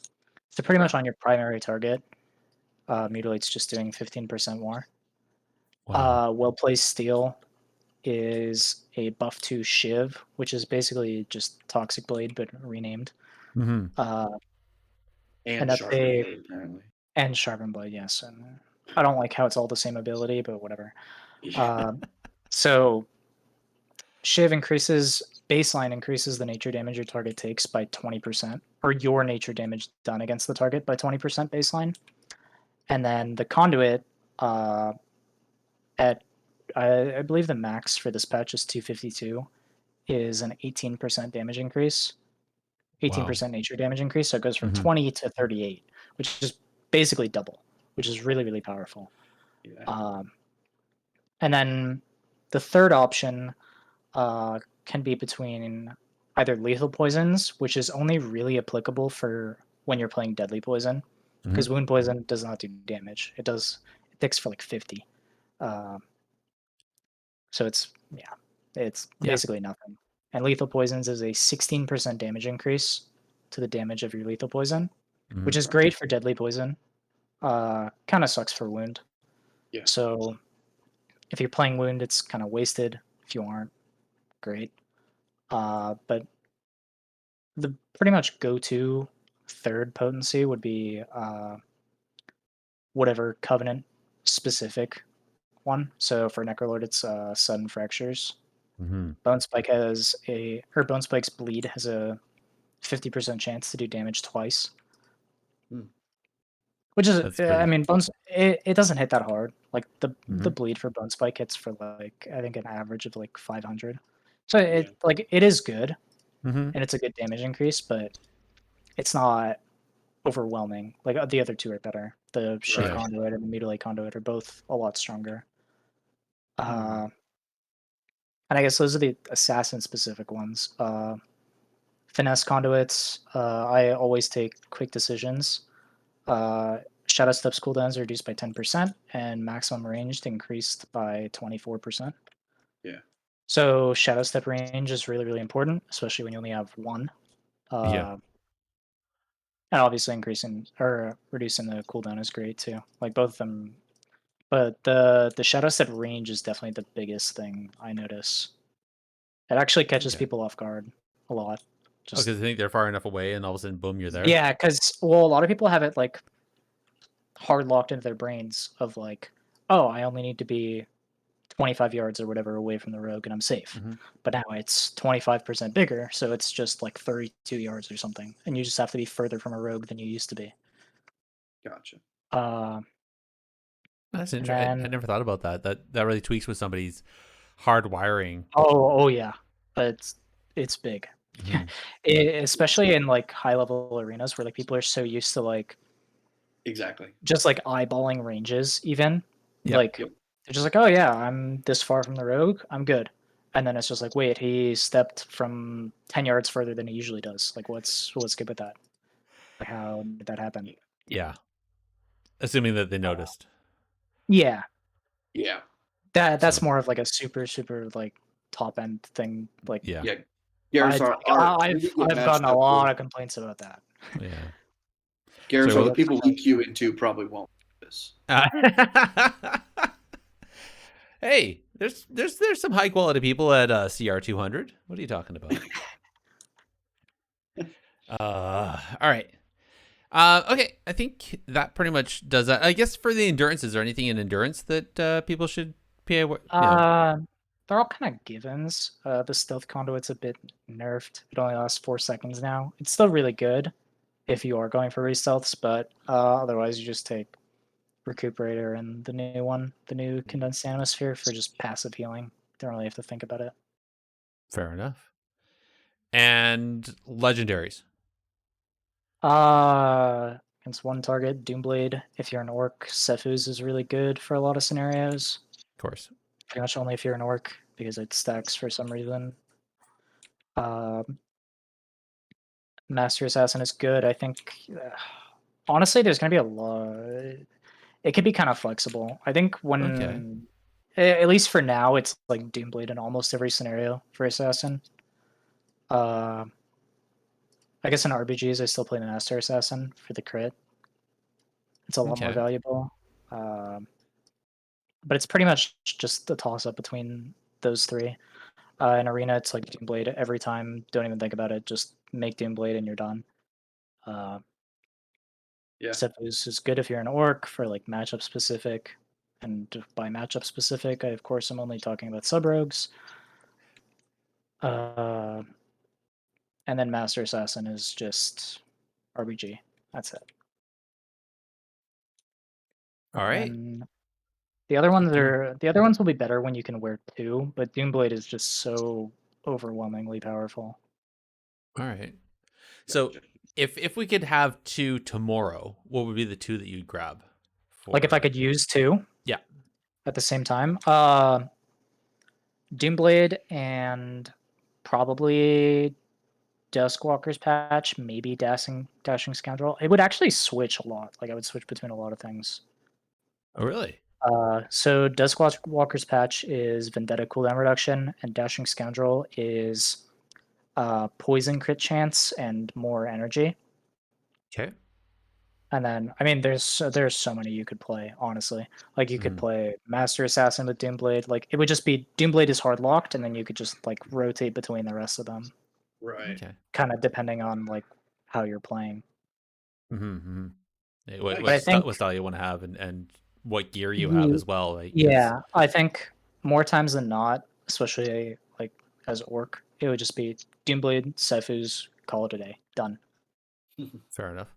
Yep. The other ones are, at least against players, are too inconsequential, really. Mm-hmm.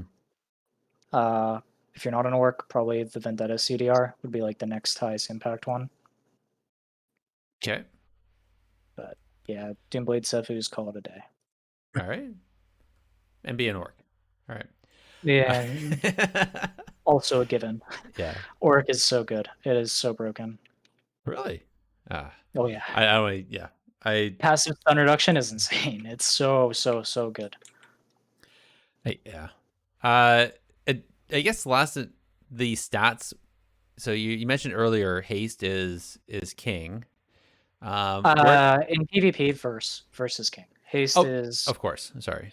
Haste is the next best. Like verse is just the obvious choice. So you get double the value because you're actually taking more damage. Mm-hmm. So it's just verse and then haste, and then Okay. probably crit, and then mastery. Oh, okay. Mastery's last. I flip flop between them a lot, but right now, with how mutilate dependent we are, Mm-hmm. crit. Okay. Oh, interesting. The way you're talking about different abilities, I would have expected crit to be equal to mastery, not superior. So mastery only impacts a few things. It impacts envenom, Mm-hmm. your base poison damage, which if you're playing wound it doesn't matter. Rupture, garrote, and the kidney shot bleed. That's it. That's all it affects. Your auto attacks do the same amount regardless. Mutilate does the same amount regardless. So with how high of a percentage auto attacks and mutilate are right now, you just go crit. Like it's just crit. Okay. It's more valuable more often. Interesting. I find that interesting because hearing how you're talking about envenom and everything, my brain was kind of wondering what a mastery build would look like. Like, but I guess as a Even one-shot then, pony. it would be mastery and crit because Mm-hmm. you don't care about haste, right? Because you're just going for like a one tap where you're just Mm-hmm. having big envenoms, and I mean, the biggest envenom obviously comes from one. It has to crit because if it crits, it's just double damage, right? Yeah. So there's the double damage, and then mastery amps it further. But Yeah. you get the most from crit. Okay. Crit is really valuable. Good point. And that's why you're the master. That's right. Hey, let's jump into talking about strategies. Now, I mean, Yes. obviously we always talk about it's hard to not jump right to Rogue Mage initially, but talk to us a little bit about Rogue Mage. Talk to us a little bit about maybe you're not interested. What kind of strategies, specifically comp wise, are you looking at with Assassination Rogue? Um, at least it's so hard to say because it's so different now. Like I'm not even sure on this meta yet, but for the most part, as Rogue Mage, all you really have to do as Assassin Rogue is kidney when your mage tells you to. Like if he's gonna go DB sheep, you press kidney. You just cross CC the other guy. You Right. stop the guy that can stop him. Pretty Okay. much.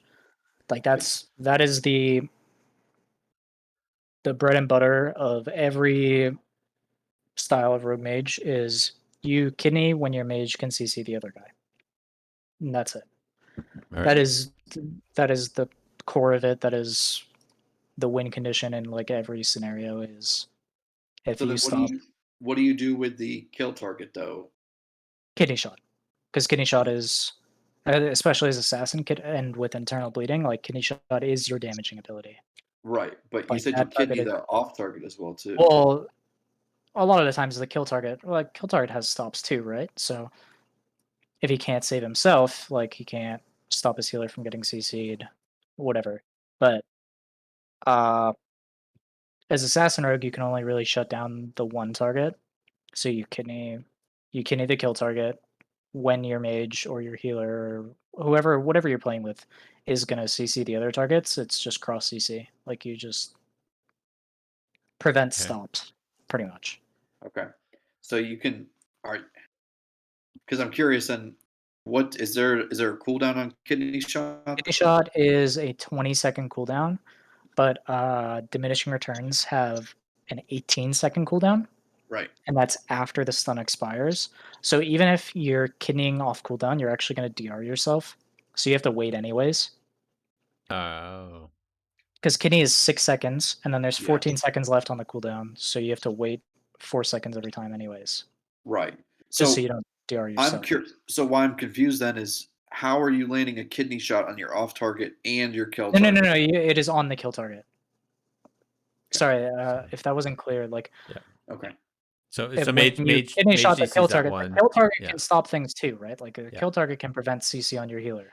So by kidney shotting the kill target, you're preventing them from kicking, cheap shotting, using a defensive, whatever they need to do. Right. Like Mhm. you were still shutting them down, and you just want to do that when your mage sheeps the healer or sheeps whatever. Okay. You basically want all three players to be in CC at the same time. Yeah. So you're talking about a cheap shot or something? If you're coming out of stealth, yeah, you can cheap shot one, kidney the other, but for the most part, it's just kidney the kill target, rest is on your team. Especially as assassin, like there's that much you can do outside of like vanish. Yeah. Or So like one of the things I Farouk. hear a lot of issues with rogues is some of them will have different opinions on whether or not the mage should or should not need some kind of lockdown to land the sheep. What's your synopsis on They that? do. They do. They absolutely should. But the biggest thing is, especially with fire being the meta spec, the mage has the lockdown to do it. They Yeah. have Dragon's Breath. Like they Right. just Dragon's Breath, sheep, done. Mhm. Yep. And that's it. They can do it by themselves. Like it's not. Yep. And I mean, at least with like a sub rogue, right? Like you have dance and you cheap shot. So ideally, it's cheap shot one, kidney the other, Dragon's Breath third, and then all three targets are instantly CC'd. Right. Well, with Wow. one global delay, but ideally, it's instant across the board. Yeah. So with a priest, contrary to popular belief, it's actually better to fear the third target than fearing off of sheeps. Uh, so you can at least like with fire mage rogue, the best actual setup is DB healer, kidney kill target, fear the third. You do all three at the same time, it's 3 instant CCs. There is no counterplay. If you press instant CC all at the same time, there is no room to react. Unless it's trinkets. Yeah. Yeah. Right. But I mean, you can do that. You can do that every DR, right? You can do that every 30 seconds. Exactly. So, Yeah, they can't drink it every 30 seconds. exactly. Exactly. Yep. All right, good. And what Okay. about other than R&B? I mean, Thug, we've seen that often in AWC. Is there any other comps? Well, I mean, just the core of instant cross CC, like that is the core of every composition. Like everything in the game in arena at the highest level is based around that. Like CC one guy, CC other guy. You basically you CC all three, and you're in a 3v1 scenario, right? Mm-hmm. Or 3v one in a stun, pretty much. And that's what it comes down to almost all the time. Okay. And that is the basis of every single comp. Like Fair that enough. is almost always this is just So as long as you're with somebody that can do instant cross CC, you pretty much got it. And I mean, Rogue Mage is the easiest, just with Mhm. like Dragon's Breath, Kidney Shot. Both of them are 20-second cooldowns, Yeah. and then Priest lines Fear up. 30-second cooldown. Like those are the lowest cooldown instant CCs that you can just do all the time. Fair enough. Cool. And then the other one would be like Holy Paladin with like Kidney Shot, Hodge, Yeah. Right. Of course. Dragon's Breath, and then Yeah. CC all three, same thing. Yep. Okay. So So that's I have one important question though. yes. Yeah. Nessper, you've talked all about how you can kill other people. How do I kill you? In a stun usually, but But you have trinket, you rogues have vanish, you kind of have like rogues take a lot of damage. yeah. Like so especially as assassin rogue, it's really finicky because you require or you want so much uptime, but a lot of the time you are taking more damage than you're dealing. So you have to sacrifice uptime to kind of protect yourself, Right. which is a really weird medium to like try to like balance, I guess. Okay. But Vanish, obviously your best defensive cooldown. Mm-hmm. Evasion, worthless. Focus Shadow's very, very good into wizards. Yep. Uh, So Okay. if I was up against you, I mean, let's say in a group format, obviously 1v1 is, it sounds like it's nigh impossible unless I'm a hunter. Yeah, correct. Yeah. Yeah. So in a group scenario, should I even try, or is it just like CC the rogue and try to kill something else in the team because there's the no rogue way? is usually the best kill target because it's Okay. especially assassin. Like I said, like it is a really really hard thing to balance. Like sacrificing uptime to survive. Like you have to be able to keep your pressure while also not getting hit, while kidneying off the R. Like you have to do just A lot of micromanagement. yeah. And if Yeah. someone's sitting on you, like you can't take damage. You have to run. Okay. And if you're running, you're not doing damage, or you still can, but like it is a lot harder, and you take a lot of damage as a rogue. Yeah. Okay. And then If all of a you're sudden, if you are getting hit, you will die. yeah. All right. Then all of a sudden you're burning all this extra energy. Yeah, and like So- intentionally like using all your like gap like shadow step to leave and like kidney shot to leave and vanishing defensively, like doing all these things defensively is really honestly it's more of like a mental thing than anything else. Like because you have all these powerful offensive cooldowns, but having to use them defensively just so you can live for the next go is really, really like Yeah. it does add up.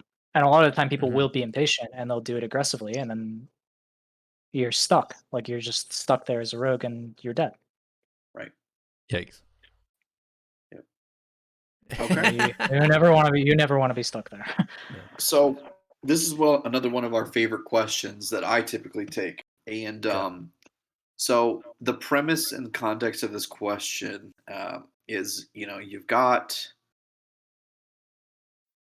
who is it now? Ian Hezekosis on the line, and he's like, Nessper, give me one thing that you would change. It doesn't matter if it's crazy, as long as it's possible, we'll do it. But don't give me two things. It's just one. What do you tell Ian? What's the one thing you would change? What do I tell him to fix? Oof. Fix one thing. It doesn't even have to be a fix. It could just be something like, yeah, Anything you could change. If you could change anything. literally anything. Yeah. Stuff. I mean, the easy answer is combat, like fix the combat system. But like because the combat system has been broken for years. Like it is easily exploitable. Like it's a mess. Combat is so finicky and bad and Like whether or not you're in or out of combat. yeah. Well, there's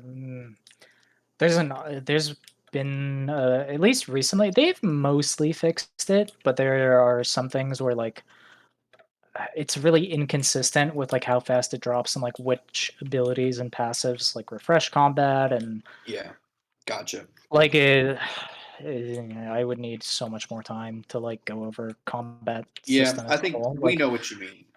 yeah, it does not work. Like sometimes it doesn't drop, sometimes it draw like at least recently. So there's a bug only as night elves. If you are a night elf, and no matter what class, and a warlock casts fear on you, about 70% of the time, combat will drop as the fear cast finishes for both players.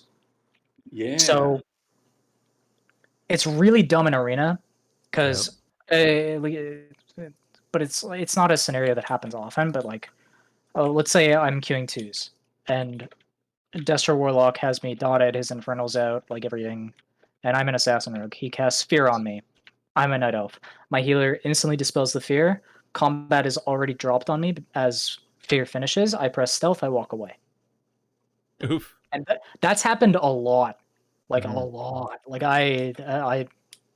I'm not really ashamed to say I abuse it. Like it is a flawed system. It is their fault for having it in the game. Like that's just like a recent bug. There used to be if you would vanish within like I think 10 yards or something of any night elf, everyone in the game would drop combat. So you could walk near any night elf player, press vanish, and you could sap anyone in the game for the next like 2 seconds or until they apply combat again. Yeah. Wow. They fixed that one, thank God. But Yeah. All right. Okay. So basically, just Gerissar? overhaul the combat system. yeah, uh, there's a lot of flaws with it. Wow. I don't think mine's gonna be nearly that big. I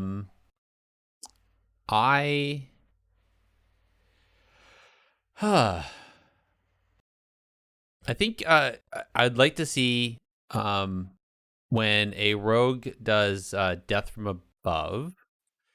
I'd like them to. Sorry, do I be troll or not? I like it so that when so you know when you do any of the other abilities in the game where whenever it launches you up, you have the ability to like shoot yourself back. You do like a targeting reticle and you choose where you go. Yeah. Yeah. Yeah, I like it. So when you death from above and you're able to target where you're going to go to, so you could actually like relocate yourself anywhere on the map. That'd be cool. That'd be fun. Cool. Yeah. Nice. That'd be akin to like the outlaw grappling hook. That'd be pretty cool. Just Almost having like the heroic option. leech. Yeah. Mhm. Yeah. Just having the option for all specs would actually be pretty nice. Yeah. Yeah. How about you, Andallyn? What's the one thing you would change? Mine's going to be along the same vein as Nesper's. I want to, anytime you walk, I think it'd be cool is anytime you use like, I'm drawing from here, but if you walked over by like the boxes, so like the Dalron sewer, walked by the boxes, you could stealth even if you were in combat. That's kind of cool. Oh, because you're in the So if you shadows had already. if you had some type of cover, whether it was a Yeah. pillar, whether Mhm. it's a box, whether it's any other type of cover like a gravestone or something like that, Oh you wow. could stealth while in combat. Can you imagine going stealth automatically, just going Wow. just Wow, lining around the tomb? interesting. Like that would be cool, but like that would So not be broken. okay. That's That so would not broken. be okay. That's That'd be awesome. cool, but that would not be okay. Yeah. Like if you could just have vanish from like where you're standing. That'd be hilarious. Ooh, that would not be okay. It's already bad with how bad the combat system is, but like, ooh, that'd be really bad. I absolutely love it. I love it. Just another interaction, like to just came to my mind. Every Yeah. time an arcane mage presses mass invis, you can just go stealth. Yeah. It's the same as vanish, but for your entire Mm-hmm. team. I remember I was talking, I want to say it was back in BFA where the person was saying if their night elf druid shadow melded, it dropped them out of combat so then they could get a free stealth. Well, that's like that Yeah. anyways. That's like that now. Like it's been around for a while, so yeah. Nessper. The problem was Oh. if you would shadow meld near anyone, it would just drop their combat as well. Oh Like, yeah. 'cause it's supposed to drop combat for yourself, but it would Mhm. drop combat for those around you. Is the problem? Oh wow, it's like an AoE. Or was the Yeah. the problem? They did fix that. Credit to Okay. them. They did fix that. Oops. All right, I have to ask you because it's almost time for your raid. We still have a few things to go through. Yeah. So, I'm thinking, why don't we let you disappear? We'll let you shadow step on over to that, and we'll carry on with the rest of the show. Yeah. All right. Yeah. Thanks for having me. No, it's been an absolute pleasure, man. Yeah. But, Do you have any shout outs before we let you go? Immediately, I mean, I guess shout out to my guild, Nerfed. Shout out to the guys I play RBG with. I guess what do we call it? Just Camel main team, I guess. oh yeah, Team Camel, yeah, Team we Camel. own. Yeah, we own. Okay. I think. I don't know. There's only two of us that are still. Only me and Magnus are still undefeated. Everyone else has lost a game. They lose without us. I saw some tweets about that. Yeah, people don't like us very much. People, Misinformed. no. Little misinformed, but that's okay. So I wouldn't like people if they were just better than me too. It's fine. I get it. Yeah, for sure. Competitive nature is like that. Where can we find you on the interwebs too, though? My Twitch is just twitch.tv/Nessper, and then my Twitter is twitter.com/Nessper_IRL. Okay. I No just Instagram, no Snapchat. I don't take pictures. OnlyFans. I don't take pictures. OnlyFans is a work in progress. Yeah, I just retweet dumb stuff on Twitter. I just retweet what I think is funny, and then I stream sometimes. But like, yeah, it's not my thing. No, that's fair. That's all good. Okay. Well, hopefully, if anybody enjoyed the conversations we had with you, they'll go and find you over there and maybe pick your brain a little bit further than what we did. And otherwise, hey, have a great time on Raid, dude. Best Yeah, chance. thank you. Today is a nuclear day, so I will be killing all the easy stuff. Nice. All right, Very I'm nice. just gonna stop recording for a second. All right, we're good. You have a wonderful night, man. Thanks, man. You too. Thanks so Take much care. for having me too. Oh, Nice our to hear pleasure. food. Yeah. Jeez. All right. So on that, sorry, start new recording and make him disappear. There we go. Okay. Oh, Wait. why did it do that? I think you left Zencaster, but I stopped the recording and then it what the heck is it doing? All right, here we go. I gotta log back into Zencaster. That was weird. okay. Back in. Here I go. Okay. Recording number 2. All right. There we go. Technology is working again. Woo! Hey. All right. Okay. I appreciate everybody who stuck around for all that. That was an awesome conversation. Definitely. I'd say we did that a little different pace than we normally do, but that was awesome. Yeah. And now we can get on to the last segment, which is talking about the PvP news. As soon as I figure out how to... Oh, there it is. All right. Who ordered up an extra large can of whoop ass? Thanks, Millhouse. So, Andallyn, who did open up an extra large can of whip ass today? Well, no one today. No one But okay.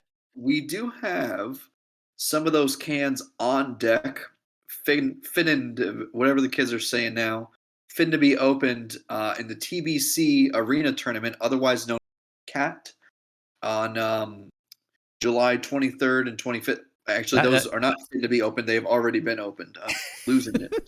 I'm sorry.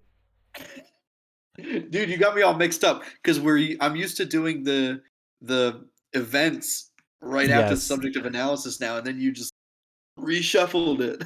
I did.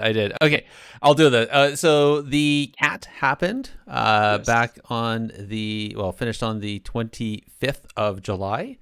And over on the EU side, the team You Want Trouble took first place. So congratulations to them. And on the NA side, it was Team Sup Fresh, your turn, baby. Man, these names, I can't. I love it. Yeah, so I should probably give who was who on that. I apologize. All right, so on the EU side, the You Want Trouble. That was Mirok, Spiank, and Genghis who was that team. And the Sup Fresh, our turn, is Snuts, Sam I Am, and Toes. So, yeah. So big surprise. Some well-known names there. Kudos to them for taking that. And big congrats. And then I guess I'll let you do the hot fixes. How about that? Yeah, sure. So let's talk about these hot fixes. We had a slight nerf Ring of Fire. Pull this up here. So that was an interesting one. I guess they found that, surprisingly enough, when people were stunned inside the Ring of Fire, they took a lot more ticks than they were originally thinking that they would. So they just nerfed the amount of damage. They nerfed how often it ticked. so then people wouldn't just literally melt in the fire. So Right, that's good. So we yeah. also had a 15% nerf to Void Volley. Mm-hmm. I'm Slight nerf looking on the at Shadow Priest these. there. The big one I Yeah, saw, it was Intervene for the Warrior. You see that one? I'm It was not seeing these on the hotfix thing, Oh, but I'm I'm seeing them sorry. on our show notes. So Yeah, I think it was last reset, but they initiated okay, the Warrior Intervene went from 6 seconds to 3 seconds. gotcha. So much Yeah, much deserved, yeah, much requested. yes, Mhm. And yeah. And then we had then go ahead. no, you do. We had the TBCC weekly arena points were slightly increased, so Yeah. that's pretty good. Yeah, it's good. I thought that was a pretty neat one. Give a bit more points. And it looks Yeah. like it's on a curve, so I think it was like the higher ranking you got a little bit more, like around 1500 was the peak, and then lower ranking to that, maybe I'm saying it wrong, but the lower ranking it reduced slightly. So Yeah. but Okay. yeah, I think that's really about it in the actual PvP news. I mean, really, the news has been light, but also, I mean, a lot of the news has been really pointed towards some of the other stuff we already talked about. Yeah. And And we talked about what should be news in some of the PvP events. So yeah, true. yeah. We did. And also, like, let's be honest, the development has been slowed down because of some of the stuff that's been going on. People being concerned about their friends and family, and their work families, and that. Well, I So think yeah. I mean, more so, I think no one was planning on doing events this time anyway because TBC. I know people are. Next episode, we're probably going to have a lot of upcoming stuff with tournaments and whatnot jumping back on that the TBC launch window is closed. oh yes, yeah, that's true. So So well, we'll hopefully see. I guess I'm not sure if it's PvP related, but definitely interesting is on in the Burning Crusade Classic. Actually, it was during the TPC Arena tournament. The head dev there, Holly, she went on to the show on Sunday and did a little spiel about announcing the next phase and what they were going to do. So they are going to implement a looking for group system and a few other things that will definitely bigger quality of life changes for everybody over at Burning Crusade. So yeah, those poor souls in about 12 years they'll be stuck in BFA. There's some people that enjoyed BFA for. There's a bunch of people, as far as I understand, that are playing it over on private servers and that. So we'll see. I guess that's really about it. I guess we shouldn't have let Jarrett leave so early. We would have been done anyways. Yeah, but yeah, no worries. It's 9 or I guess on the hour now, so he's that's better best for of him luck to him. But that was nice having him. He shouted out his guild. Gerissar, do you have any shout outs that you'd like to throw out today? Actually, I want to give a shout out to Anna the Pally. Yeah. Good old Anna over there on Twitter. She's such a gem she's so involved in the PvP community and with all the players. And she does such a great job on Twitter. I was so busy on the weekend. I was kind of in and out trying to watch the stream, but she was there so busy, especially on Sunday, clipping and putting things up on Twitter and giving good little shout outs on where everything was. It was just absolute pleasure. So if anybody doesn't know who Anna is, go find her on Twitter, give her a follow. I'm sure she'd enjoy it. And she's an absolute gem. How about you there, Andallyn? I'm going to shout out to you, Gerissar, the man himself. Me? always willing to take the team on, put the team on his back, and say, hey, I'm out of town. You're gonna have to run the show tonight, and you're off to the races. So shout out to you. Oh, And you thanks. even came up with a need greed pass in record time. 30 seconds. That's a generous. It could have been less. 30 seconds is probably over underestimating your abilities there. So I mean, Uh, hey, it wasn't. I wouldn't say it was high quality, but it was definitely quantity mattered at that moment, I guess. But thanks, buddy. yeah, I appreciate. absolutely. Well, since you're talking, do you want to tell anybody who's new where they can find us? Sure. You can contact us directly with a tweet to @technicallypvp or with an email to technicallypvp@gmail.com. You can also join our discussions on the Warcraft Radio Discord, specifically in our very own Technically PvP channel. Indeed. And you can also visit the Warcraft Radio website, where you're going to find a podcast directory with us and many other great shows at warcraftradio.com. And don't forget, Directory also has a review system, so head on over there and tell us what you think of our show and also all the other great shows that are listed there. And again, as always, links for everything we've been talking about is going to be in the show notes.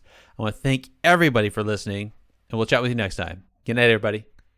See ya. And video.